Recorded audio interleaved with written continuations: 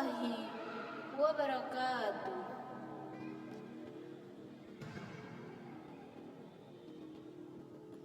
Alhamdulillahirabbil alamin. Innal hamdalillah nahmaduhu wa nasta'inuhu wa nastaghfiruh. Wa na'udzu billahi min syururi anfusina wa min sayyiati a'malina.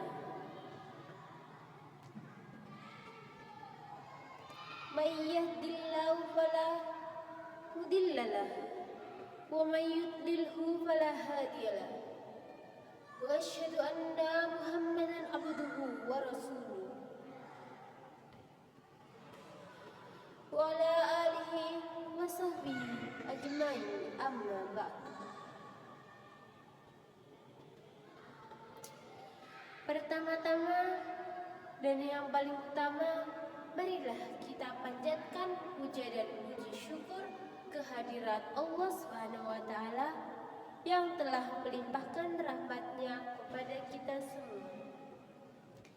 Tak lupa salawat serta salam tetap tercurahkan kepada junjungan kita Nabi Agung Nabi Muhammad Sallallahu Alaihi Wasallam yang telah membawa kita dari zaman jahiliyah kepada zaman yang terang benderang ini.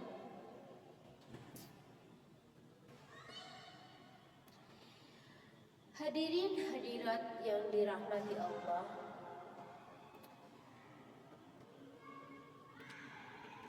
alhamdulillah kita dapat berkumpul dalam kajian di Masjid Raya ini dalam keadaan sehat dan insya Allah selalu sehat,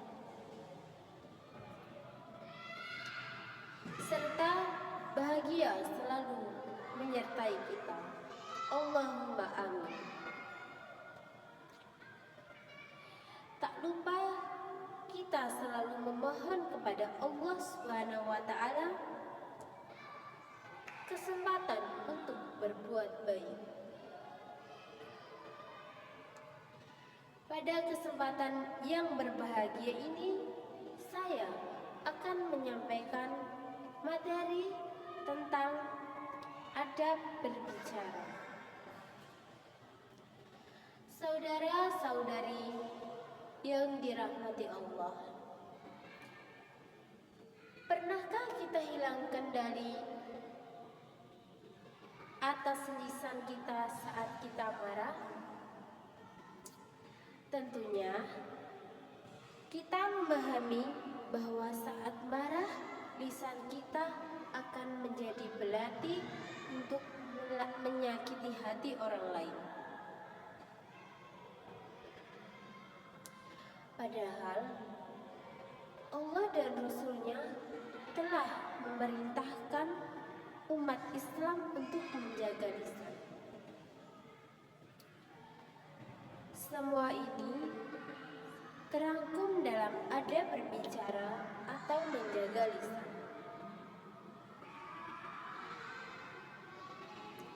Sungguh mulia ajaran Islam yang menetap setiap inci kehidupan umatnya dengan cara yang begitu arif. Tugas umat muslim tak lain adalah mengikuti setiap petunjuk yang Allah dan Rasul-Nya berikan. Adakah petunjuk lain yang dapat kita tiru? Tidak ada. Menjaga lisan dalam Islam ialah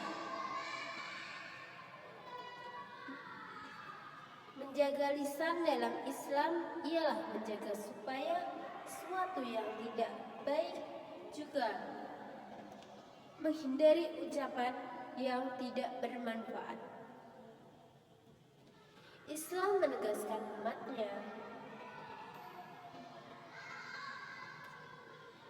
untuk senantiasa menjaga lisannya dengan baik. Sungguh beruntung umat Islam urusannya akan selalu berkaitan dengan hal-hal yang baik. Begitulah sejatinya orang muslim. Lisan akan menjadi saksi di akhir kelak atas apapun yang kita lakukan selama di dunia ini. Sebagaimana Allah menegaskan dalam kisah An-Nur ayat 24 yang berbunyi, A'udzu billahi minasyaitonir rajim. Yauma yashhadu 'alaihim alsinatahum wa aydihim wa arjuluhum bima kanu ya'malun. Yang artinya, pada hari ketika lidah, tangan, dan kaki mereka menjadi saksi atas apa yang didahului mereka kerjakan, sudah jelas dalam ayat tersebut bahwa lidah, tangan, dan kaki akan menjadi saksi atas kita. Begitu juga dengan bunyi ayat hadis berikut. Jika manusia berada waktu pagi, mereka akan menyalahkan lisannya. Mereka berkata, "Wahai lisan, bertakwalah kepada Allah dalam urusan kami, karena sesungguhnya kami tergantung pada dirimu. Jika kamu bersikap lurus, maka kami pun akan lurus. Jika kamu bersikap menyimpang, maka kami akan bersikap menyimpang." Maka diriwayatkan dari hadis Tirmizi Sahih. Hadirin hadirat kaum muslimin wal muslimat rahimakumullah.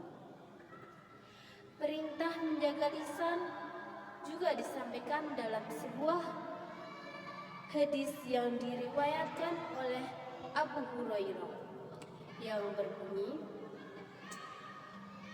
dari Abu Hurairah radhiyallahu anhu bahwa Rasulullah sallallahu alaihi wasallam bersabda, barang siapa beriman kepada Allah Subhanahu wa taala dan hari akhir, hendaklah ia berkata baik atau diam. Barang siapa beriman kepada Allah Subhanahu wa taala dan hari akhir, hendaklah ia menghormati tetangganya. Dan barang siapa yang beriman kepada Allah Subhanahu wa taala dan hari akhir, hendaklah ia memuliakan tamunya. Hadis riwayat Bukhari dan Muslim.